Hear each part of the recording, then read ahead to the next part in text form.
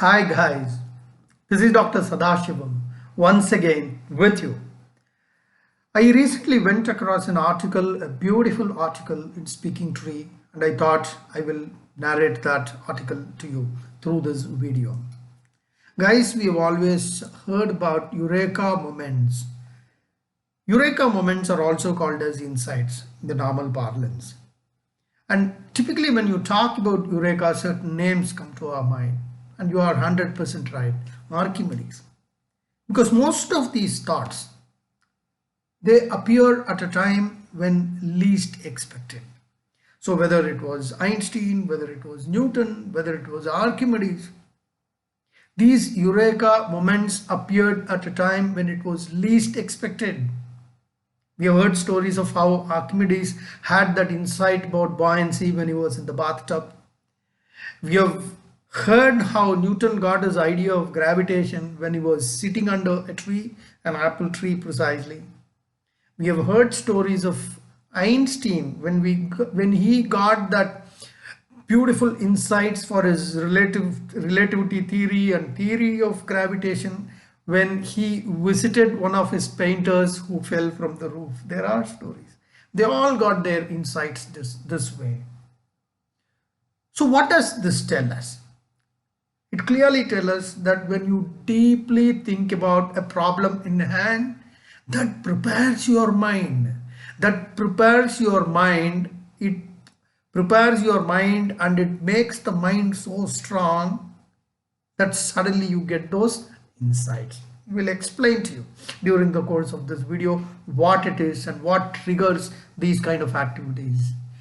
Now, if you go back in time, our Indian texts and scriptures, Patanjali calls it as Sanyam.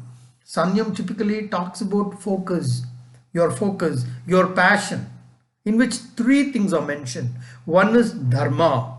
Dharma typically is your ethics, integrity, talks about that, focus on that. And second, it talks about Dhyan. Dhyan is nothing but, in a layman's language, it is contemplation, it is meditation. And third, it is Samadhi. Samadhi means immersion, which means it is at a very high level of focus is Samadhi. You get totally immersed into it. I'm sure those of you, who have learned new languages, for example, German, Japanese, etc., they are all put through an immersion exercise. And in that immersion, they go so immersed that they are able to speedify the pace of learning a new language, right? So when we talk about focus, it is not just studies or something. It can be applied to different areas. So we can surmise all we have discussed is through deep thinking of the issue, a solution comes in a flash. So what is the mechanism that makes it happen? Guys, before we talk about it, let us understand that what is a thought? How does a thought process happen? Thought happens when millions of neurons are fired in the mind. When millions of thoughts are fired in your mind, they activate the neural pathways.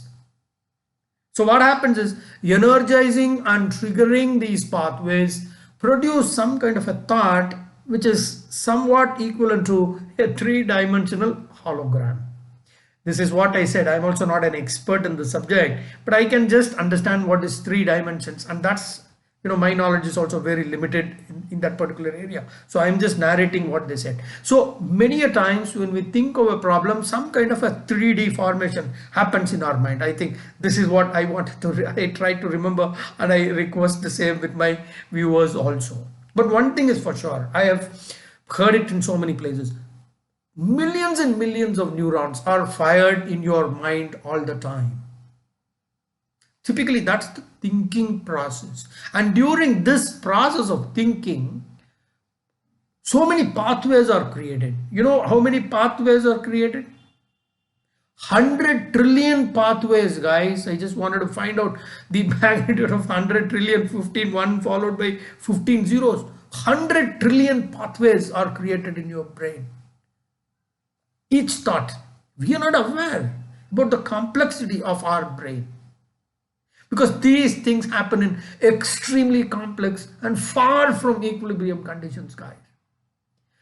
Maybe that is the reason why these kind of insights always happen in a flash. Which means when it happens in a flash, it is some kind of a spontaneous order developing from a chaos kind of a situation. Don't worry, I'm not making it complex. I'm also not an expert on the subject. But let me tell you one great scientist who did a lot of work on the subject, and his name was Prigogine. Those of you who have prepared for your IITs, I'm sure you would have heard about some of his theories. One theorem was theorem of minimum entropy production. Entropy, right? Entropy, enthalpy, total heat content. I'm sure thermodynamics, we have all studied that pressure entropy diagram, temperature entropy diagram. I don't want to get into those subjects because those were the subjects which used to give me nightmares during my engineering days, right? The same guy who gave this minimum entropy condition a theory to the world was the same guy who gave a concept of dissipative structures concept. There also he explains something similar to that. He says, in a chaos kind of a condition, in a chaos kind of an situation, suddenly an order develops from inside. Some kind of an order, gets developed. So probably it's the same thing which is explained in the chaos theory also. So you've heard of a common word called as a method in the madness. That's a very normal common term which is used. Method in the madness, something very similar to this, guys. When the brain is constantly churning and producing thoughts, if you are very focused towards an activity, a magic happens. We will talk about what that magic is. And probably it was the same thing which was applied in the chaos theory also, where it is said that a butterfly flapping its wings in Brazil can trigger storms in Texas City, very commonly used things. So these, we are talking about extremely complex and far from equilibrium conditions. So it always produces, correct. So what creates an insight in the brain? There are so many reasons that can create this insight into the brain. We've already seen that the brain is in a constant state of flux and change. Constant change, because brain physically it's nothing but a series of neurochemical reactions. I'm not talking about the physical part of the brain, your cerebrum, your cerebellum, your medulla oblongata, your frontal lobes, your amygdala. We are not talking about that. We are talking about the reactions happening, because it is those reactions which trigger a thought. Now coming back to what we were discussing, when your mind is focused on a specific thing, for example, it could be anything, mind is focused, right? During this kind of a churning process, what happens is the brain constantly compares its internal churning with an object of focus. The brain is doing that job. During this process of internal churning, it compares the churning process along with what you are focusing. And if you are really focusing on an activity, what happens? Suddenly in a second, what happens is certain things fit like a lock and a key. And that is when you get these insights. This is what psychologists have said that. I'm also not an expert in that subject. I'm only telling you what great scientists have said that, right? Second reason could be when you think deeply about a problem, a kind of mental block develops in your brain, a mental block. And when that block occurs, new pathways are formed. And when new pathways are formed, those trigger a process which will create an insight in your mind. How interesting. It is something like you have a canal in your agricultural field for passing water. But sometimes we divert that water, little bit here, little bit here. These are called as pathways, right? A physical pathway that you can see in your agricultural field. We all do that. Imagine the same thing is created in your brain. Those millions and millions of nerve endings, these pathways, new pathways are created, guys. For example, you sit in a mathematics class. The teacher teaches you sine square theta plus cos square theta is 1. Or the teacher is teaching you quadratic equations, minus b plus or minus root of b square minus 4ac divided by 2a and all that. He tells you how to derive complex integral calculus derivations. You don't know how to do that, but you sit in the class, and after the teacher explains that to you, a new pathway is created in your brain. Now, when somebody talks about reduction formula in integration, immediately you know what it is. Somebody says, can you prove sine squared plus cos squared theta is 1? You immediately prove that. How does this take place? For the first time when you went through this lesson, pathway was not there. But when you sat in the class attentively and sat in the class, learned the subject, a new pathway is formed. And repeatedly doing that derivation again and again and again, it becomes kind of unconscious competence. You don't have to put any efforts, because that pathway has become stronger and stronger with passage of time. The same thing happens during car driving, guys.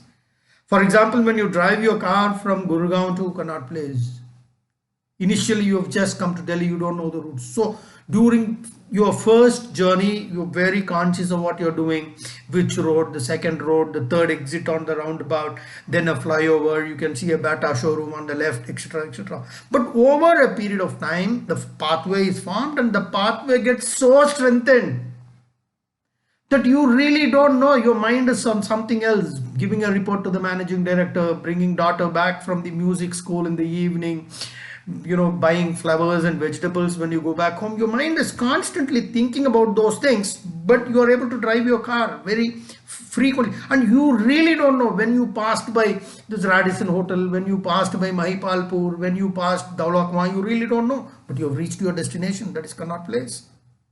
It is all because of those pathways, right? So new pathways are formed which can create these kind of insights, and we've already talked about method in the madness. Some kind of an order develops from the chaos. Brain is constantly churning. Your mind is always thinking. 24 hours in a day your mind is thinking, and that's how God has created your mind. What an awesome thing that God has created. The mind, the power of the mind is what we're talking about, guys.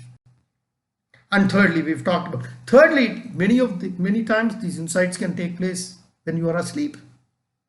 Because when you are asleep, because that's the time scientists believe there is no ego. When you are asleep, this ego is not there, and that also creates great insights in your brain. And that is why some days when you wake up in the morning, you have a fresh idea, right? So what do these things tell us, guys? That's what is most important. Irrespective of our field of work, it can be anything. It can be in corporate, you can be an engineer, you can be an engineer, you can be a data analyst, you can be a sales manager, it can be in any field. Focus and concentration makes you a master in the chosen field, because it is your focus. When you're too much focused on a thing, that is when a lot of insights come into your mind, and that is when you are able to do a very high quality job, right? We're talking about aspirations, we're talking about dreams. And when the power of your dream is so strong, for example, you want to become a managing director of the company, let us assume, or you want to head your department, you are a very junior guy. But if your mind is focused on that, you will definitely achieve that. Because without your knowledge, subconsciously, something is happening in your brain, which will ensure that things fall in place. Things will automatically fall in place. But one and only if one is really passionate in what they are doing. One is passionate in what they are doing, and one is putting efforts in that direction. And not because of an obligation to do the work. I am in this job because I have to feed my family, because if I don't do this, I won't get my monthly salary. That's an obligation to do. You won't be able to achieve much. You're talking about passion. Many a times it's a very, very important concept. I will be putting up some videos on this subject also, which is called as muscle memory. When you focus on a thing, over a period of time, subconsciously you pick up the skills. And that is what is muscle memory, and it leads to a very, very important building block called as neuroplasticity. Very, very interesting subject. I will try to put another video on muscle memory and neuroplasticity. Do watch that, right?